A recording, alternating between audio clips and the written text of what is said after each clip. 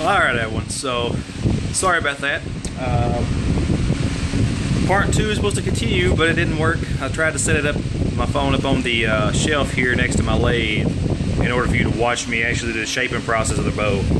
This is actually I actually had a little mess up a while ago too, so I'm going to have to redo the band. Luckily I have an extra one.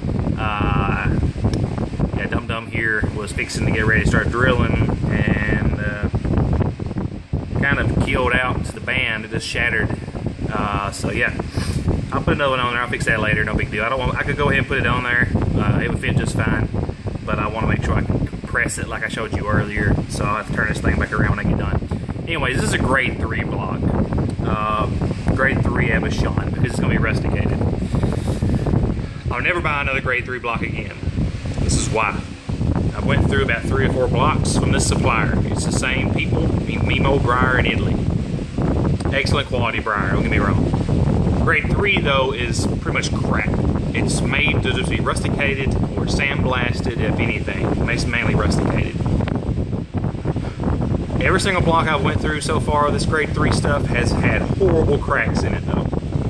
Here you can still see, right there, a flaw. This thing had tons of cracks in this bow. See how much I had it turned down?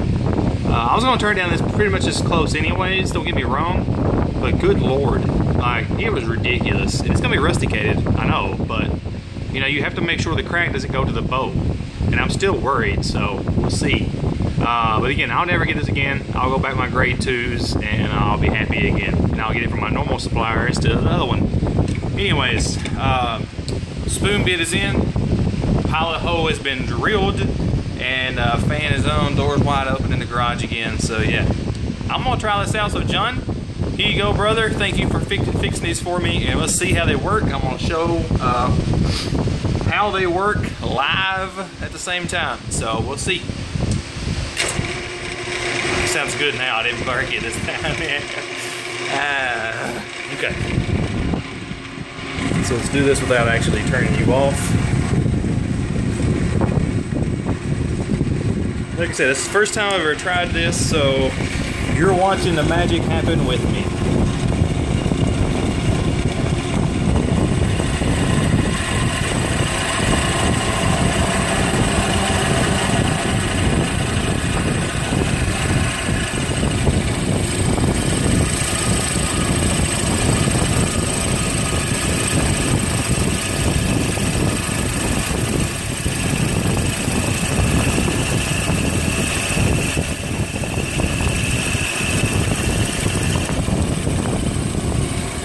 John, your money's in the bank, son. This cut's amazing. Oh my lord.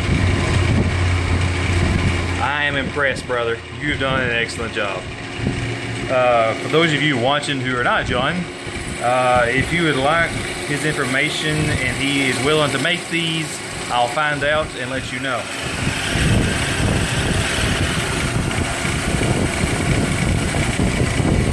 That cut's amazing. Oh my goodness, this is awesome. What I have been using, let me just show you before I continue on. For those of you who do not want to, you know, get the money, you want to start this off on your own, try it out. Take a regular spade bit, round off the tip, cut off the point with a grinder, and make sure you cut the round beveled edge on the right side.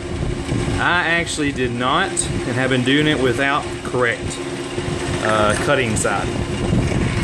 Just keep that in mind. Really pay attention. Very important. But yeah, so I'm gonna finish this up and I'll show you the ending process because if it gets down to the air hole, I have to be really, really slow. So I'll be right back. So I want you all to see the quality of this bore. Now, with my spoon bits, when I always used them, my spade bits, modified spade bits I used, I had to do a lot of sanding afterwards, just to make sure that there was no burn marks or anything that looked bad inside of them. I want to make sure they're smooth as baby's bottom. I'd like to have a smooth bow. Look at what this done. Can you see? Can you see in there? I don't know if you can or not. Maybe I'm in the way. Perfect, smooth. I literally stuck a 120 or 60 grit one sandpaper in there just enough to, you know, kind of just finish it up, make sure it's nice and smooth. Didn't even need it. I wish I had my flashlight with me.